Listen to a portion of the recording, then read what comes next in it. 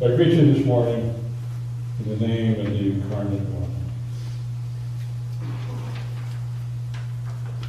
These words on the banners behind me, they are the four major traditional themes of Advent: hope, peace, joy, and love. Each week, as you just saw, we light a candle commemorating one of these simple, beautiful expressions of human feeling.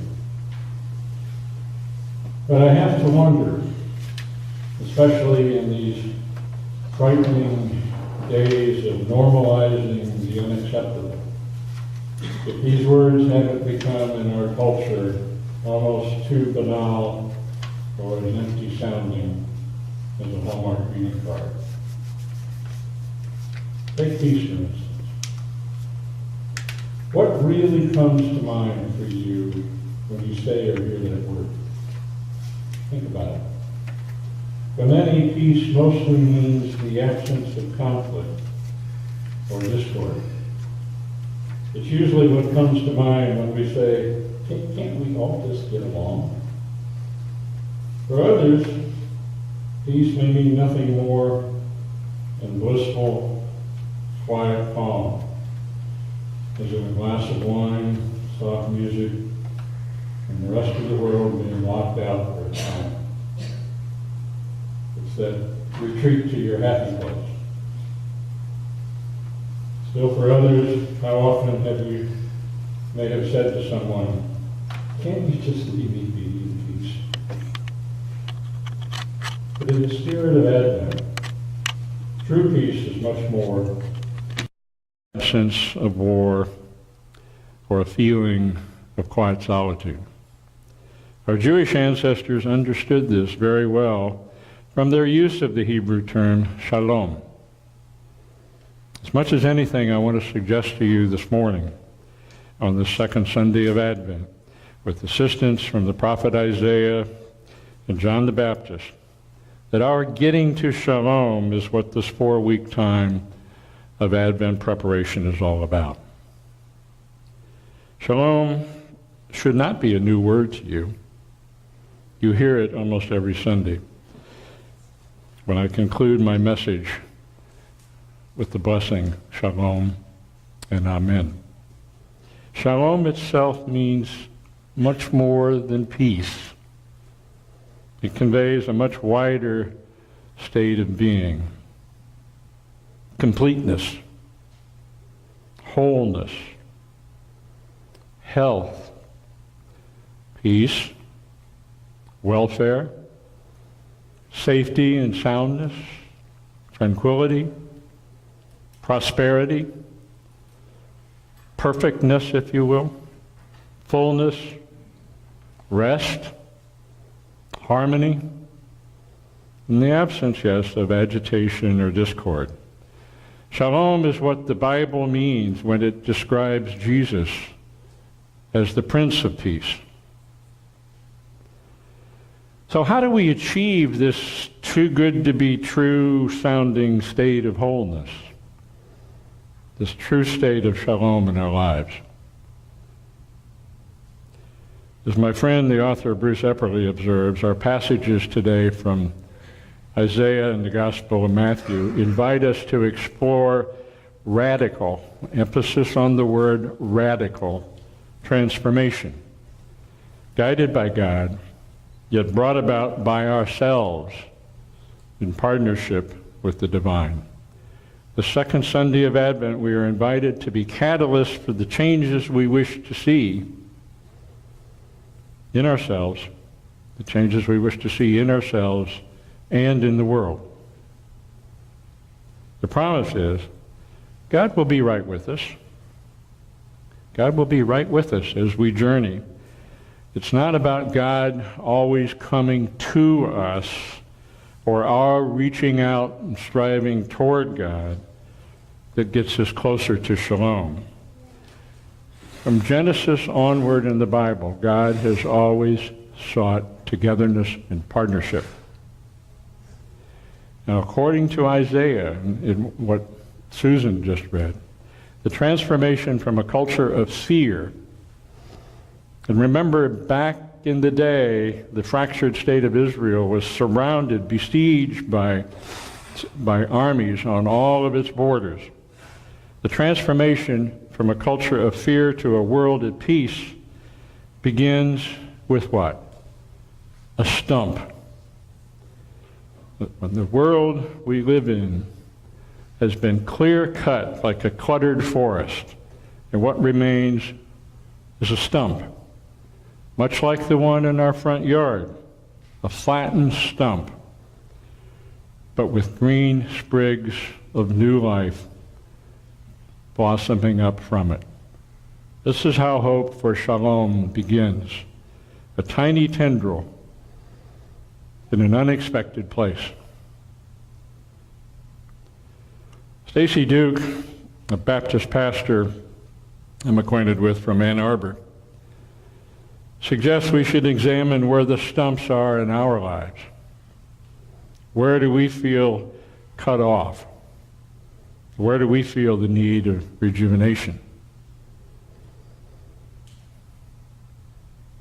Can you imagine? Can we imagine? Even now, when others talk of building walls and forced classifications of people by what they believe and how they love, even now, in the midst of such disturbing patterns of behavior, even now, can we see God nurturing something new and good from the dried out limbs of bigotry and hatred? Well, Isaiah saw the possible from the impossible. John the Baptist, as we encounter him in the Gospel of Matthew, is Advent personified, but yet embodying the fierce urgency of the now but not yet. As he prepares to receive Jesus, the one for whom he has been waiting, John is impatient with our foolishness and our sin, and he wants us simply to be better than that. As the Advent messenger, he knows that salvation occurs through the transformation of one person at a time. This very moment, John is saying, is the right time for us to let go of the past, to turn away from our half-heartedness, to turn away from our complicity with injustice, and find a new pathway to God's peaceable kingdom, one step and one breath at a time. John reminds us that we, you and I, are the Advent change we seek. Apart from us, there cannot be Shalom. For our preparation is a matter of deeds as well as words and belief. Walking in the way of Jesus, as Jesus arose from those waters, walking in the way of Jesus involves a commitment to constant transformation and renewal. Not a one and done, but a constant, everyday transformation and renewal. Shalom is not something that's handed to us like a gift, like a ration.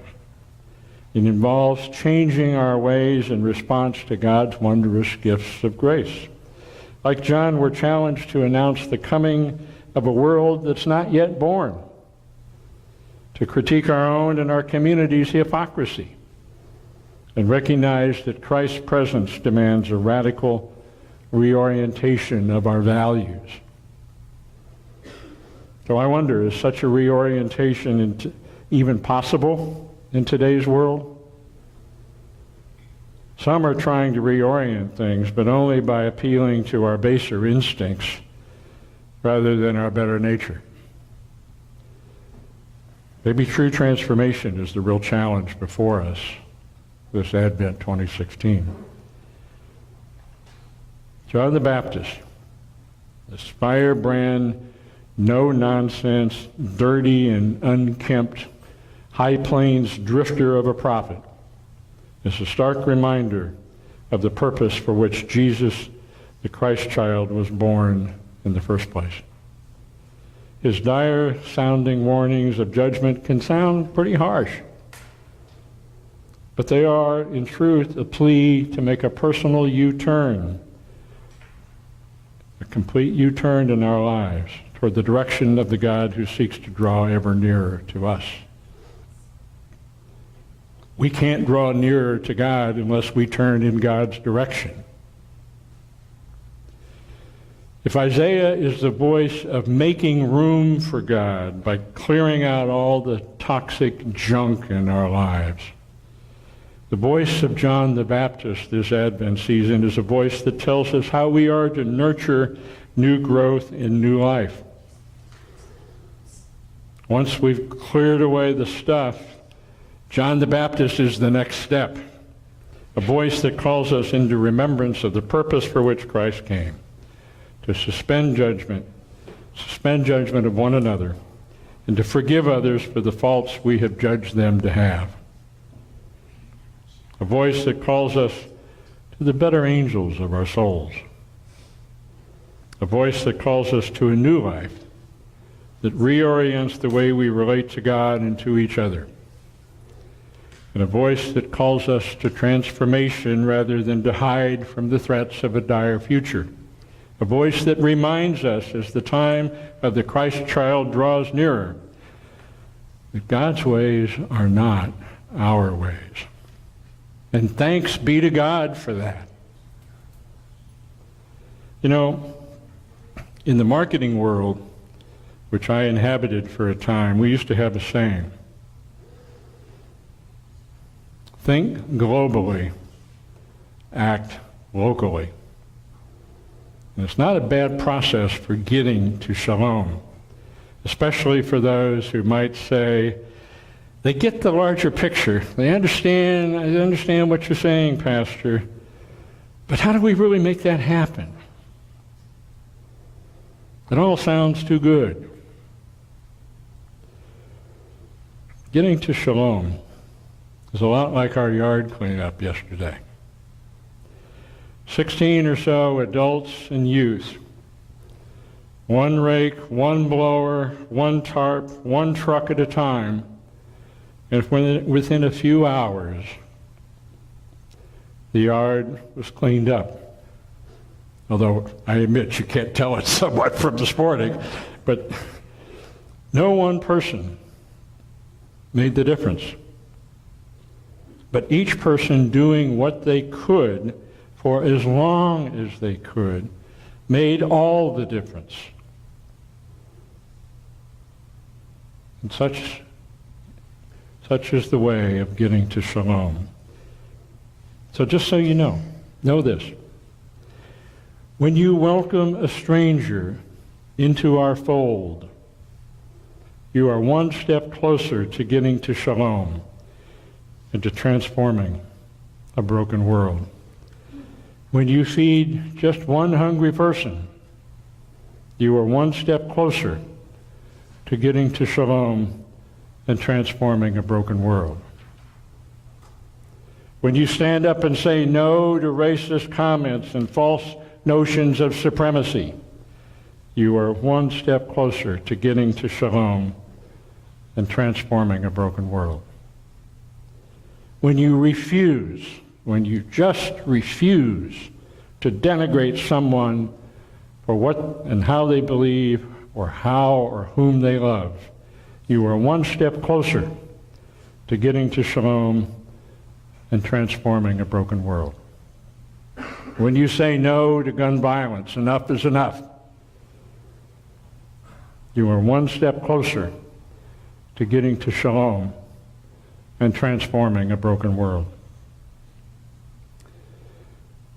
And yes, getting to the smiles I saw in reference to the leaves continuing to fall, just as those leaves continue to fall in our yard, undoing our hard work, so to speak, of yesterday, and forcing us to begin again.